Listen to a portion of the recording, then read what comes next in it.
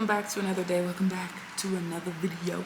It's your girl D here, your friendly neighborhood millennial. And if you've seen my videos before, you like what I'm about, okay? All the chaos, all the craziness that is my life. Make sure that you like this video, subscribe to the channel, and turn on the notification bell so that you're notified every time I upload a new video. This video, I'm gonna preface off by saying most of my videos are really casual, so this video really isn't going to be any different. But even though it's kind of a sit-down video and I'm going to be sharing our experience and some information with you, I'm gonna be changing it up a little bit. So where I'm sitting, even the way that I dress, may change throughout the video, just to kind of keep it interesting, and also to just keep me from sitting here and rambling on and on and on about stuff. But today's video is going to be all about how we bought property here in South Africa. I know that's something that a lot of people want to know about, as far as like Black Americans who want to make some sort of move over here or are kind of like in a hybrid situation like we are. There are even some South Africans or just people from other African countries that may be interested in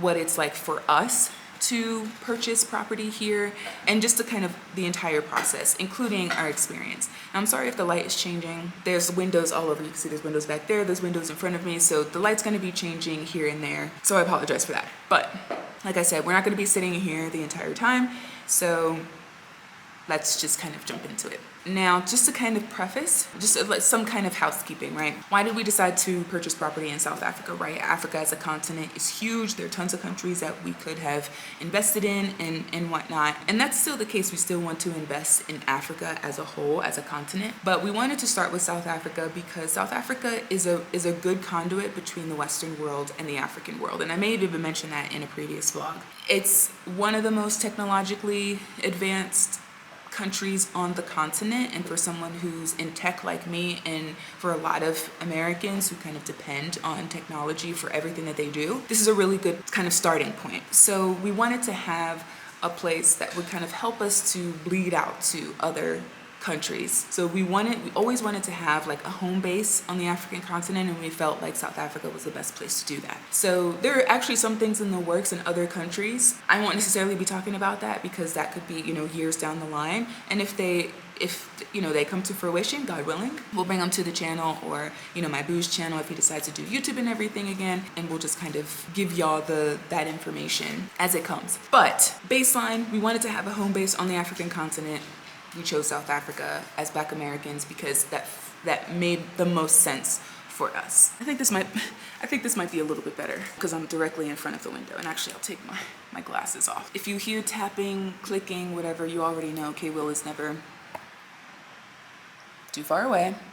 So you kind of know the reason why we decided on South Africa and all of that. We also chose South Africa because of business opportunity, right? Because we both want to get into business here. We thought that there was some really good opportunities for us to start businesses here. Throughout the channel, sometimes you'll see me have call to actions, or like a question or something for the fam, for the internet fam, for my community on my channel, and even on my community tab, because we're trying to gain a sense of interest with different industries, different products, different services, etc.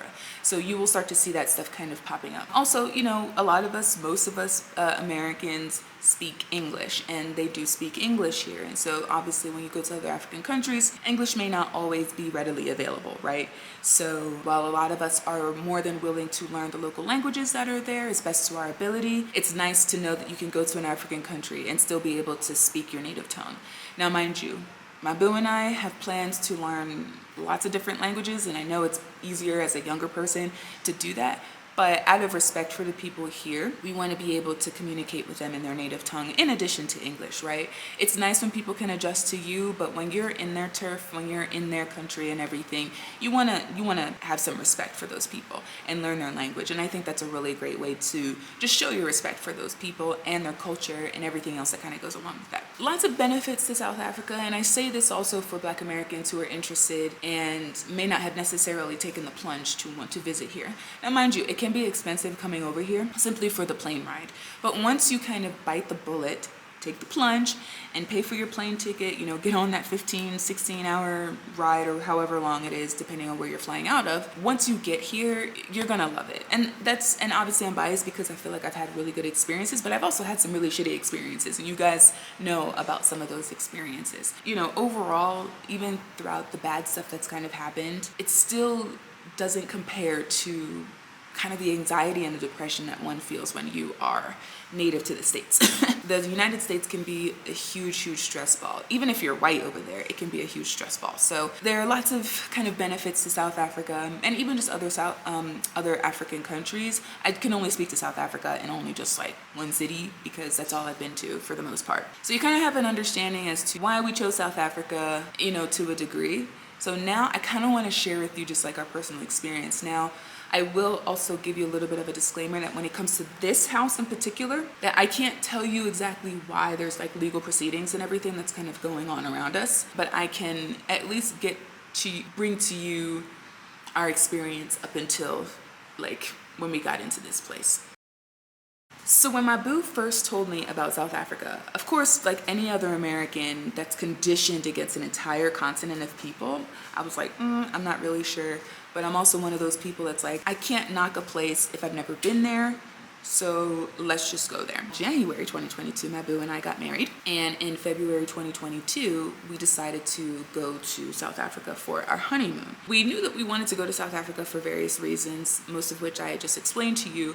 But we weren't necessarily saying, okay, we want to go to South Africa specifically for a honeymoon. It's just the timing of that worked out. So that first trip, we were here for about a week, which is not enough time. If you're coming to the African continent, or if you're just leaving the States in general, if you have the capacity, if you have the budget, if you have the time and everything, be out of the country for at least 2 or 3 weeks. It's much better. You'll have a better experience. I feel like a more well-rounded experience because you'll be able to see more, explore more, etc. So we were only here for a week. It was okay.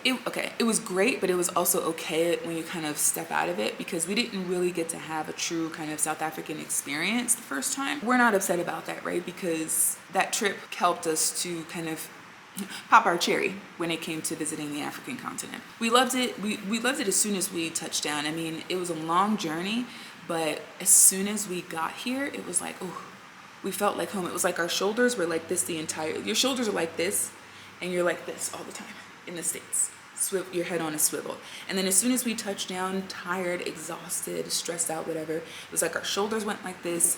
We weren't, you know, people with our heads on a swivel or anything like that. And even so now, you know, almost 3 years later after that first trip, shoulders are still down, you know. And you guys know that we've been dealing with a lot of stressful things, but our shoulders are still down. So that's one indicator that we thought, okay, this is a really good place for us to have this home base that we were looking for. One of the things that we had planned during that trip was a house tour because we wanted to start gaining a sense of what pricing was like, what houses were like, of course, what they look like, space and design, layout, all that kind of stuff, and neighborhoods, you know, all the things that you kind of consider regardless of country when you're wanting to purchase some property. Now, obviously, as foreigners, the process is much different than if you were a permanent resident or a citizen for any country. So, you know, you have to keep those things in mind, and I'll kind of go through those things as we go through this video. It was an interesting experience, and I don't know if I ever told you guys about our experience there. So the first place that we only went to one place to look at houses when we were there the first time. We went to this estate called Eye of Africa. And at the time, I think it was relatively new. I'd have to look up when it was, you know, when it first started coming into development and everything, but it was relatively new. Like, they were still building. They had all these phases that they kind of outlined to us, you know, in case that we wanted to buy at that time, we could, you know, purchase a lot in some of the places that they were still developing and go from there. Really beautiful estate, don't get me wrong. It's in the South, so for those of you who are kind of wondering where certain things are, it was in the South, and, you know, really beautiful area, beautiful estate. Now, from what I remember, in that area, there wasn't really much. Like, you kind of had to drive a little bit to get to places, but it was still a developing area as far as them bringing in stores and restaurants and things, and of course still building out the estate itself. So there's lots of development and lots of things going on. So you want to consider that too, right? Like, if you're looking for property, you want to consider location, obviously, if you want to be in an estate or a freestanding situation or whatever. So before I kind of talk about our experience in Eye of Africa, so they have what's called estates here, which are very similar to like gated communities in the States. You know, you might have to go through security, or you have to go through a gate or something, right? You have to go through some sort of barrier to some extent to get into the group of houses or property that's behind that barrier. So that's an estate, right? That also means that as far as space goes, you're not going to necessarily have a ton of space. Now, you do have estates that are like where everybody's kind of on top of each other. Like for instance, I feel like Blue Valley is a very popular estate that you will see Americans move into. But personally, I would never purchase property there because I think it's too expensive, and you're like this on top of your neighbors, right? And my boo and I are not like that. We knew we wanted space. I mean, like I said, the estate is beautiful, the houses were gorgeous and everything, but we just felt like if we were gonna buy property there, we're just gonna be on top of people, and we're just not about that life. And so same kind of situation with Blue Valley. I mean, Blue Valley has beautiful homes, don't get me wrong. I don't wanna live in a large house and like hear my neighbor fart. You know what I mean? I don't wanna do that. So that's something else to kind of consider. Freestanding means that you're not in an estate, essentially, right? You're not in an estate, you're not in any sort of gated community or anything like that. So that could mean that there may not really be any security around you. There may not be dedicated security for your space. So you may have to secure your own security. There may be security companies that work in your area. So there may be some sort of connection between you and the security company that if something were to happen, you can easily access them. It kind of depends. And then you have sort of like a hybrid situation where maybe in an area where there's a boom, which a boom is just like those arms that go up and down. So you may be in like a boomed off area where there's not necessarily security. There may be some guards, but it just kind of depends. So just to kind of give you a couple of examples of living situations, right?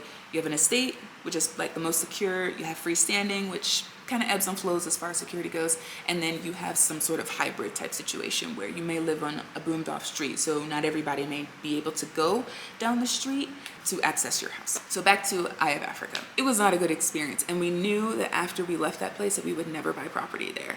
And the reason for it was because we experienced racism. It was kind of sad, truthfully speaking, because we were really excited to start looking at properties over here and, you know, kind of starting that journey and everything. When you look at us, when you are a white person in an African country, on an African continent, and you look down on us, your mind is completely twisted. Sorry, not sorry. You're completely twisted. Maybe I'll talk about this in a future video or something because, you know, race is unfortunately intertwined in every facet of our lives in the United States. Some people will say, oh, Americans are so obsessed with race. And it's like, we're obsessed with race because it's in our legislation. It's in the way that people treat us. Like people remind us every day that we're black in some capacity. It could be that someone calls you a black bitch. It could be that someone calls you the N-word. It could be that someone thinks that just because you're black that you're not supposed to be able to afford certain things or have certain jobs or even make a certain amount of money or look a certain way or be a certain way.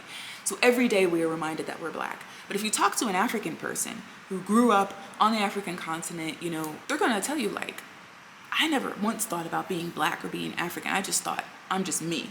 And that's such a beautiful flex in my opinion. But when you are an African American, you live in the States and you grow up in the States, you are constantly reminded of your blackness every single day. So that's another reason why a lot of people are kind of migrating to other black and brown countries, because it's like we're tired of thinking about being black all the time. When you come here and you see white people, it is a little bit jarring because you're like, this is an African continent. This is an African country. I'm on the African continent. Not to say that you're never going to see white people or other races or ethnicities on the continent, but it's just weird when like you have an attitude when you don't even technically belong here. So it's like your ancestors don't hail from here and you're looking down on me. So we experienced some racism, and even some of the people that we had talked to in regards to this person who was being quite racist towards us said, oh yeah, you know, we've had a couple of people complain about this person and how they've been treating, you know, people of color. And I'm thinking, if you've had complaints, why are they still in your employment? That doesn't make any sense. And that's a really big turnoff for people who would possibly consider your estate as a place that they want to live in, invest in, whatever the case may be. So you know this person's problematic, but yet you're still paying them to be here, to be problematic. Okay, so that was a really kind of shitty experience, right? With having to deal with racism on your first trip to the African continent by a person who doesn't even belong here. You know what I mean? Like, it was really tragic, truthfully speaking. So we knew that once we left, we were never going to buy any property there. And that was okay because there are tons of different places that we can invest in around South Africa. So let's move on to the next kind of bit in this journey, right? So after, that week of being here and just kind of reassessing, right? Just kind of debriefing a bit about the country, our experience and everything. We were like, okay, yes, we definitely want to have South Africa be our African home base, right? If y'all didn't know, I obviously you guys know that I work in tech. So pretty much wherever there's Wi-Fi, I can work. One of the things that we wanted to make sure of was that I was able to work because I'm in tech and I need to be able to click clickety clack anywhere in the world. And so we needed to make sure that everything was okay with that. So that, when we travel to South Africa and I happen to not be on like time off or anything and I bring my computer and all my tech and stuff, then I'll still be able to work, no disruption to my work. So 6 months later, once we realized, okay, we want to make sure that this is the home base here. 6 months later, we decided to stay here for a month. Again, to kind of test some things out with the tech, blah, blah, blah. There was no disruption. Internet service was fine. So we were here for a month. And of course, we wanted to start looking at other places, other areas, other houses, other properties, etc. I'm trying to think. So during that time, that's when we were even further exposed to the South. Now, mind you, at this point, the only places that we were looking at were in South Joburg. So we thinking about Sandton and, like Midrand and Centurion and Pretoria, like all of those places up north, those were not places that were really appealing to us because our only connection to the north was Blue Valley.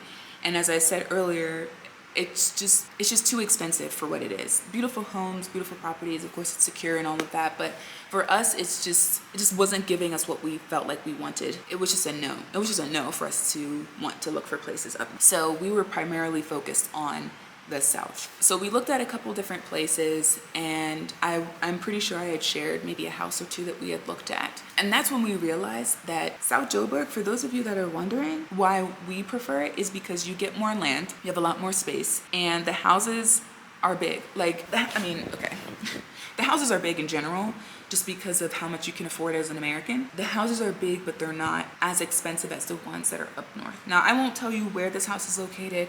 I won't tell you how much we paid for it. I will tell you that it was cheaper than our house in the States. It's somewhere between $25,000 and $50,000 less than what my boo had paid for a house in the States, and which is crazy. And it's much larger than that house. It's a fixer-upper. At baseline, it's a fixer-upper because you guys know that we have tons of issues. I'm looking out now at the backyard where the pool's at, and I'm like, there's some landscaping that needs to be done. The pool is an absolute shite show, okay? Because we haven't been taking care of it because there's all sorts of issues with it. So we were just like, we're just gonna leave it be until we can get it completely revamped. There's all sorts of different things that need to be done just from the outside. This is a huge project, huge project. But as far as affordability goes, you can afford quite a bit with your American dollar, or with your pound, or with your euro when you come to South Africa. So keep that in mind. So with the South, it was big homes for a lot less. So we were looking at houses. I think we looked at 3 houses, and our realtor at the time was like, you don't want to go and look at 10, 15 homes, right? Because you're going to get confused. Everything's going to start blending together. And, as soon as you find one that you feel like you're going to love, jump on it, So we saw 3 homes, one of which included one of the ones that the realtor owned and he was trying to sell. And we were just like, yeah, no, it's like a bachelor pad. We don't want that. Plus, we have dogs, so we needed to make sure that there was some space, some yardage. And that's another thing to kind of consider. If you guys have not watched my pet shipment video, I'll link it below or somewhere in the cards or something, so you guys can access that. If you have pets, or if you're considering getting pets when you come here, you want to make sure that you have some ample yard space for them to run around in and be an animal. So that's something else that we thought we couldn't really get from an estate, because yard space is kind of limited because you are limited to this smaller plot. So the South was like, that's where we want to be. We looked at 3 houses. There was one house that we were like, this is it. This is the one, right? And we were like, okay, we want to put an offer in. If they accept our offer, we'll fill out what's called an offer to purchase, which is not necessarily it's kind of similar to the paperwork that you will fill out when you're in the States. There's still quite a bit more paperwork and more just kind of other proceedings that need to occur before you get the keys and you can get into the spot. Before the end of our trip, we had signed the offer to purchase and our plan to give the deposit and all of that, so that the next time that we travel to South Africa, we'd start the process of, or we'd continue the process of purchasing this property, and we would have our South African home base. Okay, so we left off with, he's got the zoomies, so we're just gonna have to power through. Kratos, settle down! Okay, so last we left off, because it's been a couple days, because you guys know I'm trying to change up where I'm at and all of that, just so that we're not sitting in one spot at this all at once. So we last left off saying that we had looked at houses in October 2022.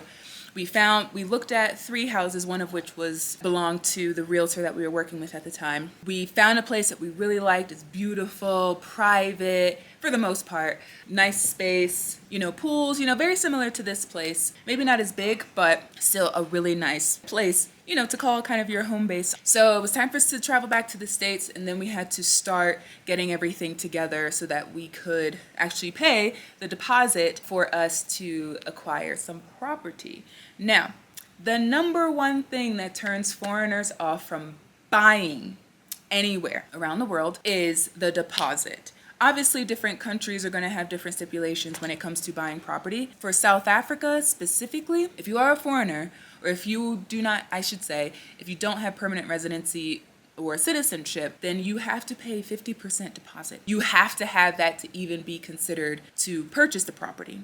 That's not including any of the conveyancing fees and all that other stuff that kind of goes along with the transfer process after you pay your deposit. So that's something that turns a lot of people off. It can be a little bit jarring, especially if you're someone who really wants to buy and doesn't necessarily want to rent. Yeah, so we needed to get everything together to get the deposit because we knew that we were going to have to put quite a bit of money towards a deposit for any kind of spot here. And if there's anybody that watches my channel that has bought property, especially like as a Black American, then you understand the process. You understand that it is stressful, especially when you're trying to gather up that much money. Most people have to sell property when they do that. So for us, what we did is we actually sold our house and we moved into a much more kind of financially feasible place in the States so that we would be able to have a deposit for property here. So we had moved our stuff into a house in the States, and then we were trying to figure out, okay, what are the things that we want to keep here? What are some things that we definitely want to take to South Africa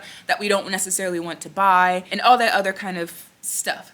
So the whole process of us trying to sell our house was kind of insane. Now this was a whole new ball game for me because I had never owned property before. I'd never gone through all these different processes that we were going through over there and over here. Like, it was so kind of up in the air for me, and it's a learning experience for me. I won't go into detail about like the stuff in the States because quite frankly, I don't really care. And that's not what this video is about. It's more about property here. But that was a way that we were able to secure a deposit for a place here. I will kind of back up a little bit to when we went through the getting the paperwork together for the offer to purchase, because the thing that's a little bit different is that we basically had an agreement that we had to have the deposit within like 6 months.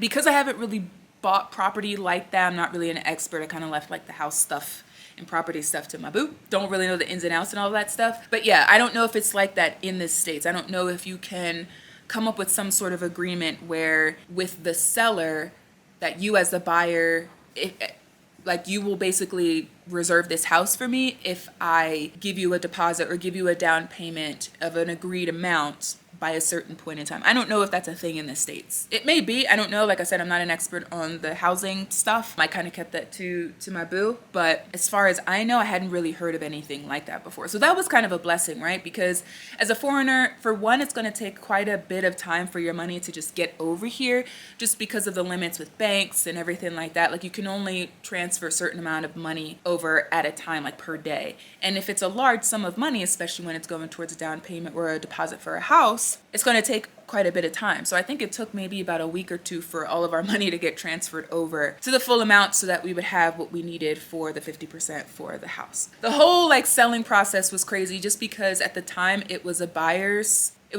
market, which meant that we had to basically cater to them. We couldn't really just be like, oh yeah, we're going to sell our house for $1 million.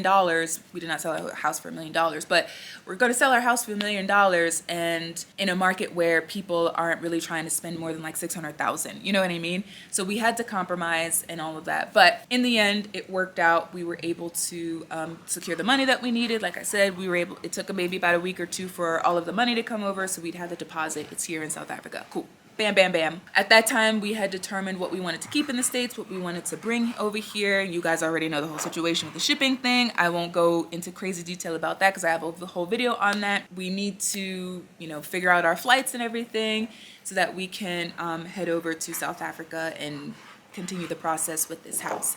Now, in the midst of all of this, you guys know, like back in 2021, because I had vlogged it, my boo and I took a trip to DC, and that trip was for us to submit our application, or 2022, we submitted our applications for our visas, for our temp visas, and that took like a year for us to get, like 8 or 9 months. Guys, we got our visas, I don't know if I ever told you guys this, I'd have to look back at older vlogs, but we got our visas literally a week before we were flying to South Africa. And we were going to try to get visas to like other countries so that if we didn't get our South African visas in time, we'd be able to like visit other countries and then, have to go back to the States and do all that, like the hopping around the world as you do when you're on the 90-day visitor's visa. But we got it literally like, it might even been a couple of days before we left, but it was definitely within a week that we got our visas approved and all of that. And even that was a process in and of itself. I don't think I went into detail in the older vlogs about the visas, but I can explain our experience in a separate video if people are interested, but it was hellish, okay? And I think when we were on that DC trip, I told you guys like we had to drop our stuff in a bin that was like right inside of the gate. It was not secure whatsoever, but obviously all of our stuff was taken care of because we were able to get our visas. So we're packed, we're ready. We've worked with the shipping company. They gathered our stuff to ship over here. The idea was that we were gonna have our stuff here within about 2 months. We were supposed to, at the property about a month and a half after leaving the States to come to get everything set up. Maya, you guys know that she was eventually going to be the only animal that we would have shipped over here. We were like, okay, she only has to be in the States for about 2 months. Boom, bam, boom. Within about 3 months, everything should be settled. Dog will be here. Our stuff will be here. We'll be in this property, setting it up, doing whatever we need to do. And then we'll start to explore the country and explore other countries, now that we have a home base. So, the day comes that we fly to South Africa and we are just pumped with optimism and hope and dreams, okay? And then the shit hits the fan. Because as soon as we got here, we then embarked on the craziest housing journey I think either one of us has ever been on. It was the craziest journey in my life. And the fact that I'm sitting here and I'm about to like go all in about this with you guys is crazy because I haven't really thought about it. And the thing is, even in the midst of all of this craziness with the house, when we got here, our main focus was we wanted to buy a car and we obviously wanted to get into the property. It was kind of a nightmare. We were already going through some stuff with the car. I really won't go into detail about that, but there was like legal stuff behind that. I'm telling you guys, like we had to solicit probably 3 or 4 lawyers over the past 2 years, okay? And I haven't really brought this stuff to the vlogs because one, I feel like legally I might not have been allowed to talk about it, at least not in detail, and I wouldn't really go into detail anyway, but it was just so crazy that I was just like, yeah, let me just not bring this to the public. I mean, like our friends and family know about the ins and outs of all of the stuff that we've gone through. It was crazy. It was absolutely crazy. We get here, our main concern is the house, right? We got to get into this house because we have a dog that's coming over here. She's in her later stage of life, so we want her to be over here. Although she was, staying with a family member, so she was perfectly fine. And truthfully speaking, that family member was trying to keep her. You guys know that was my boo's dog, and they were very, very, very, very close, like very, very close. So we had to get her over here. So that was one of the main reasons why we needed to make sure that we got into a house as soon as possible. Offer to purchase basically outlined that we need to have our deposit by a certain time and that we would go through the registration process, so the transfer of property, by like end of May, essentially. So we flew out April 1st, and again, maybe a month or two in the apartments because we stayed in the Ellipse across the street from Mall of Africa. And then we would go through all the paperwork to get the keys. And then hopefully after doing all the paperwork, maybe a day or two later, we're in the house. Hey folks, so we're back. So I last left off with, we left the States to travel to South Africa, end of March, beginning of April. We stayed in the ellipse all under the guise of we're gonna get into this property within about 3 months, just kind of giving some time, you know, based off of different processes, because things work a little bit differently here than they do in the States. You know, getting our stuff from the States to South Africa, and of course things set up so that Maya would have a place to basically live out the rest of her life. I laugh because, guys, as soon as we touched down in South Africa, we experienced issues up until today. Okay, so there's been so much crap that we've gone through, and it just does not seem to want to end. So I honestly do feel like we go through these things to educate people, because a lot of Black Americans come over here with no plan, no nothing, no research, no nothing. And it can be kind of frustrating sometimes to run into those people. So I feel like if I'm able to create a platform or just have something where I can share this information on like a more professional level, then I'll do that. I mean, I'm cool with just sharing things on YouTube and everything like that, but I also feel like there needs to be more and just better resources that are out there that people can utilize for information when it comes to wanting to move over here, wanting to invest here, wanting to connect with people here, and the like.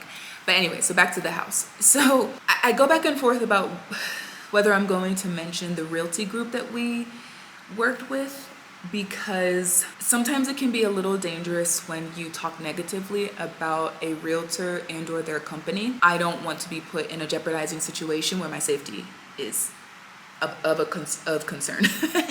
So I don't think I'll mention the realty group that we use, just for that matter. You do kind of have to be careful about some of the things that you say because people are watching. So I won't be mentioning the group. So if you guys ask, I'm not going to give you the name of the realtor nor the company that we used. But anyways, so we were under the guise by this realtor that we were going to get into this property end of May, beginning of June, because registration, basically transfer of property and everything would have happened at the end of May. And then we would have gotten the keys to be able to get in and everything in like early June. And we were like, okay, cool. We traveled to South Africa beginning of April. So we thought, all right, Max will be in this apartment for 2 months before getting things set up in this house. My boo is the one that's communicating with all of the people, the conveyancers, the realtor, the seller, like everybody basically, right? But the thing is, so because of that, because we're thinking, okay, and we're constantly being reassured that we're going to be in this place in a very specific time frame, we started buying things for the house. So things like, we didn't buy a refrigerator at that time, like washer and dryer, microwave, like appliances, okay, sound bar, TVs, like all this different random stuff, right, that you would basically use to furnish a piece of property. It's just funny when you recount some of the things that you've experienced and just what you were feeling in those moments. Right now I can laugh because it's kind of like a haha situation and we were able to get past it, but when you think about it, especially when you haven't thought about it in a while, all the emotions kind of flood back in and you're just like, man, I can't believe I actually went through that. April comes and goes, cool. We're thinking to ourselves, so for our understanding was that registration was going to happen at the beginning of May. We were later educated that we were later informed that when you buy a house here, that registration doesn't happen until the end of the month. So when the realtor was telling us, oh, you'll get into the property in May, we thought, understanding that meant, okay, we're gonna register at the end of April and then we'll get in at the beginning of May. But then when they were like, oh no, like you're not gonna register until May, get the keys in June, we were like, okay, fine. It's another month of being in this apartment, just kind of chilling out and not having to deal with like, you know, house stuff. So cool, whatever, we'll just deal. We were starting to get a little suspicious about things because while the conversation between my boo and the realtor were going on and we're constantly being reassured, okay, this is when you're gonna get into the house, this is when you're gonna get into the house, we got a request from the seller if we could push it back a month. I'm sorry guys, I'm probably getting my timelines mixed up. I think that's why we had to register at the end of May and then hopefully get the keys in June. So we were thinking to ourselves, what? Like, we've signed a contract essentially saying like, okay, the expectation for us as the buyers is to have our deposit by a particular time, which we had our deposit, I think, a month or two before the deadline. And which also means that you need to hold up your end of the bargain here of the contract, which means that you're ready for registration at a specific time, and then you hand the keys over, like you move your ass out and we get the keys. My boo and I thought that was really freaking weird that a seller would ask to stay in their house a month longer. So mind you, at this point we had visited the house a couple of times just to kind of get a sense of all of the logistics, right? Like we needed to assess where air conditioners could go because this house didn't have any aircon, and if you're from the States, you know, everybody, even if you pour in some way, shape or form, you have access to an air conditioner. But there, like, aircon wasn't in the house at all. We were also wanting to upgrade security on the house, measuring for like curtains and random things like that, right? Things that you would do when you have just purchased a piece of property and you want to make sure that you outfit it properly. So I remember us so we got the request, right, from them to stay in the house for another month, and we were like, okay, fine, whatever. We were like, okay, it's going to push back registration by a month. Okay, cool, fine, whatever. It's just a month. At this time also with our stuff, communication was still pretty good. We were still hearing from people regularly. If there were any delays, they were communicative about it, so there wasn't any concern about that. We weren't concerned about Maya specifically because we knew that we wouldn't really be able to start the process until we got in someplace, so that when she came, she had someplace to like I said, live out her life because she was getting older. So then the month comes and goes, and in the meantime, we go back to the place, right, to do some measurements because we had security people, like we had companies coming to the house to do their assessments. But when we got to the house, nothing was packed. Absolutely nothing was packed. And when you know that you're about to leave because someone's about to buy your house, you would start to see boxes. It doesn't necessarily mean that everything is packed up, plastic wrapped or whatever, but you would see at least one box. We didn't even see that. Everything was just how it was when we last visited the house. And so I started getting this feeling that, like, I don't think these people are moving, or I don't think these people realize that they're moving or they're supposed to be moving. And then I was thinking, okay, trying to justify the actions, right? And just kind of the situation that I was in. I'm thinking to myself, okay, maybe they're just waiting for forever and a day or not waiting for forever and a day, but maybe they're waiting last minute to pack up their stuff and whatnot. I really wish that was the case here. So something for you foreigners, okay, who may watch my channel, whether you're from the States or somewhere else, but just someone who does not have permanent residency nor citizenship in South Africa. When you buy a house here, the seller must have everything zeroed out. If they have a balance, it needs to be zeroed out or paid up. These people were not paying their bills, okay? And when I say that they were not paying their bills, they hadn't paid their bills for like 2 years, okay? 2 years. It had to have been, I think it was somewhere between like 18 to 20 months or something like that at the time. And the only way that you'll be able to get into that house and everything will be fine is if everything is paid up, everything like is zeroed out as much as it can be, and then the process can continue with the conveyancers and all the paperwork and blah, blah, blah. We found this out. I can't remember how we found this out. I'll have to ask my boo. But we found out that the seller was not paying their municipality bills, and y'all know that, like, if you don't be paying your bills, they're gonna cut your shit off. So I'm really surprised that they still had like electricity and running water and everything. And maybe they were just doing like minimum payments or something like that. They weren't paying their municipality bills, and they weren't paying their bond, which for foreigners is a mortgage, but they weren't paying their mortgage literally for like a year or two. So they had probably anywhere from 1 million to 2 million rands worth of debt or like behind balances for some of their responsibilities. So when we found this out, we were like, oh, we're never gonna get into this house, at least not this year. They were trying to kind of rush through some things too because they wanted to use our deposit to pay their bills, which I can understand, right? Because if you're behind on your bills on your house and you're selling your house, the deposit is basically what you want to try to use to get up to date with all of your bills so that you can get out of that situation and get into the next thing. But guys, it was a complete shit show. It was like the realtor and the seller were like kind of in cahoots with each other because, you know, we're Americans, and so a lot of people see the American dollar and they think, oh, I'm going to try to milk this cow dry. Essentially, like they were basically looking to us to solve all of their problems. While I can understand from their perspective to an extent, the way that things went down was very shady, and that's why we had to get lawyers involved again. Also at this time, remember, there's a contract that both parties have signed saying, buyer, have your deposit by this time. Seller, you need to be registering and getting out this house by a specific time. By that time, when we had found out this information that they hadn't paid their bills, we realized that the realtor was kind of scammy and everything and was basically in cahoots with the seller, trying to like wheel and deal and everything. That's when we had to get lawyers involved. And the crazy thing is, this person, very, very, very, very, very familiar with the law.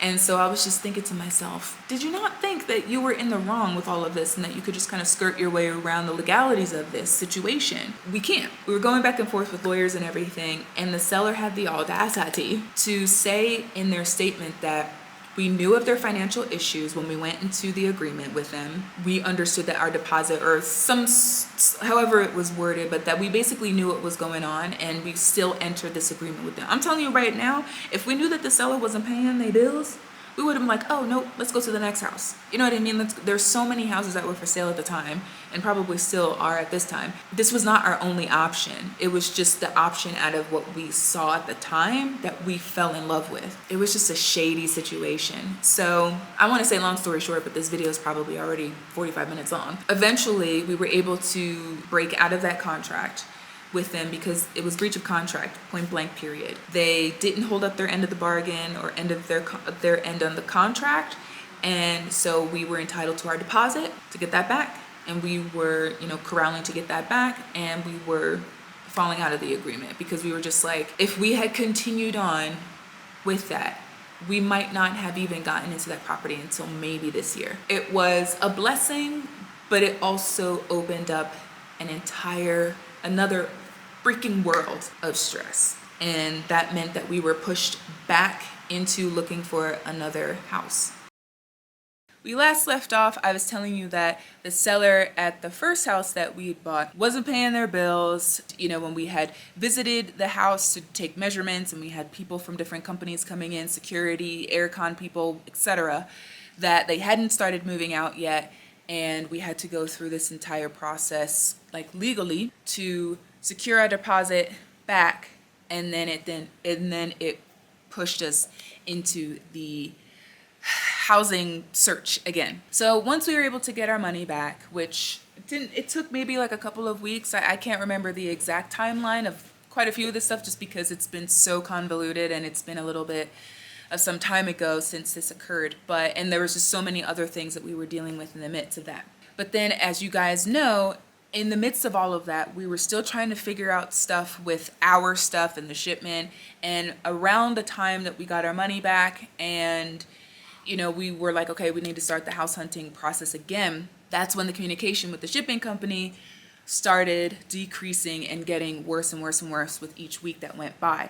So we were now having to deal with having to look for another house because obviously we didn't want our dog to come over to a place where they wouldn't be able to get settled. We were also kind of dealing with stuff with our car at the time, the stuff with our shipment. So there were so many things that were coming up. And then on top of all of that, again, like I was telling you guys in earlier clips, we were under the impression that we were only going to be in the apartment for about 2 months. So we started buying appliances and things. And so luckily, the people at Hirsch's, which is the place that we got most of our appliances from, were like, okay, you guys just let us know when you are all settled and everything, and then we'll deliver your appliances there and get them installed and all of that kind of stuff. So shout out to Hirsch's, shout out to Bianca, and just the delivery men and everybody else that worked with us so diligently, because we kind of thrust them into a weird kind of situation too, because we just didn't know when we were going to be able to get into a house or something here. A lot of things were up in the air is basically what I was trying to say. We're trying to settle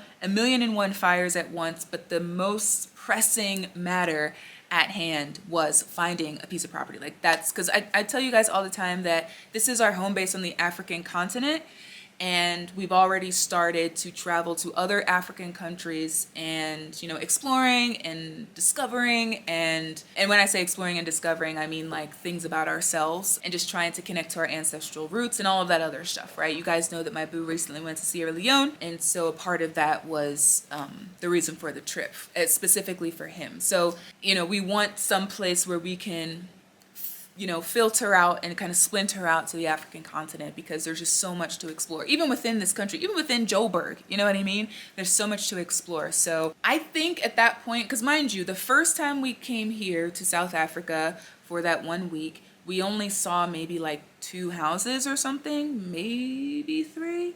I don't remember seeing many houses just because our experience there was just kind of crappy. I think we saw maybe like 2 houses, but we primarily talked about the different phases that they were going through when it comes to development. It was just kind of a fiasco around that anyway. So we were like, okay, yeah, it's a no for Eye of Africa. We're not going to go to that estate. And then, of course, you guys know the second time when we bought the first house that caused all these issues, we only saw 3 houses, really 2.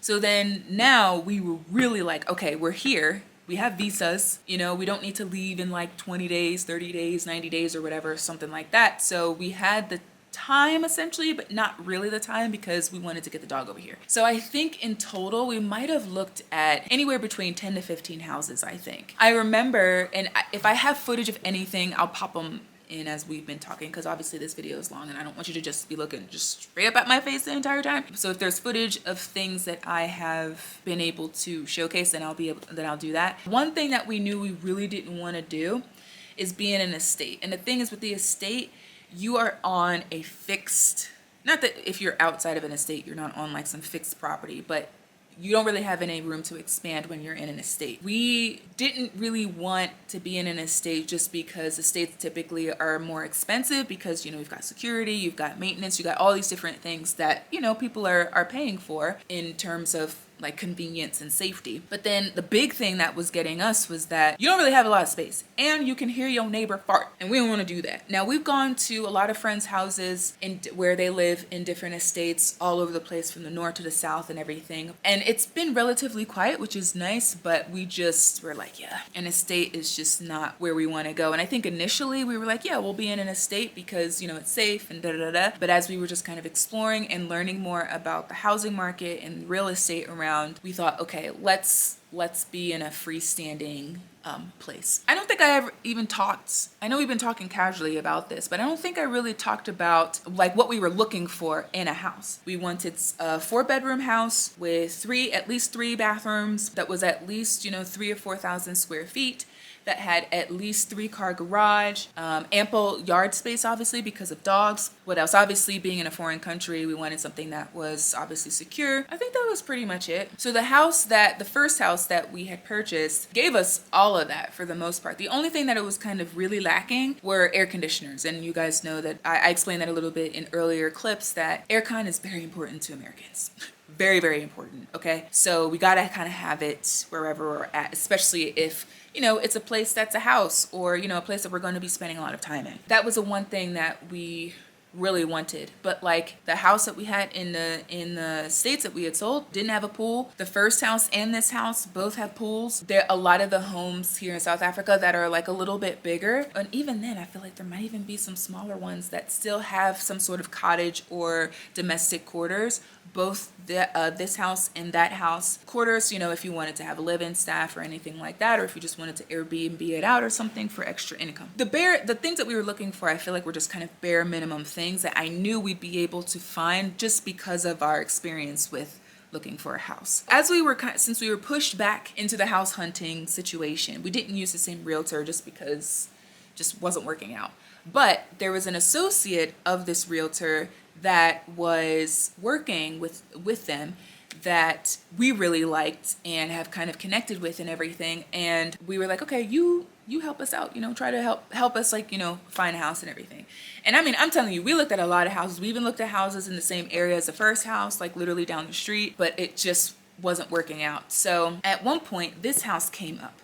And we talked to the realtor, you know, the associate of the realtor at the time, and we were like, hey, can you take us by this property? And he was like, actually, I can't, because there are other realty companies that are kind of representing this property, so, and we're not one of them, and so we can't really like cross over. There was some sort of thing where like you don't really cross over on each other's territory or something like that. So he couldn't show us the property, but he was like, if you're really interested in the property, reach out to the realtor on one of the groups that's listed on the listing, and they will gladly work with you to see the house and all of that. So my boo and I were like, okay, let's call him. So I think that day, it was either that day that he told us this information or the next day, it wasn't very long, that my boo had called one of the people that represented this house to see if we could do a viewing. I remember coming to the house and being like, holy shit.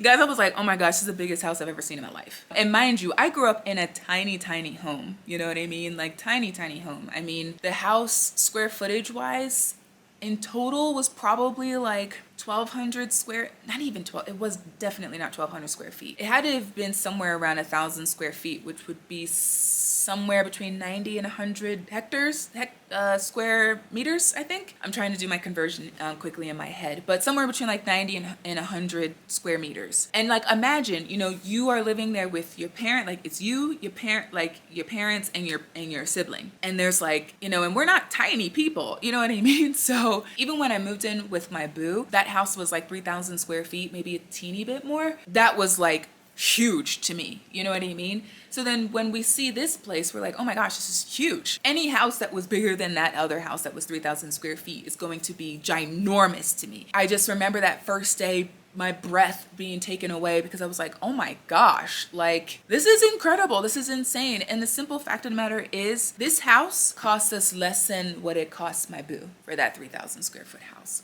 So for my Americans that are looking to either invest or if you're looking to like move, you know, to South Africa or something like that, the prices, okay?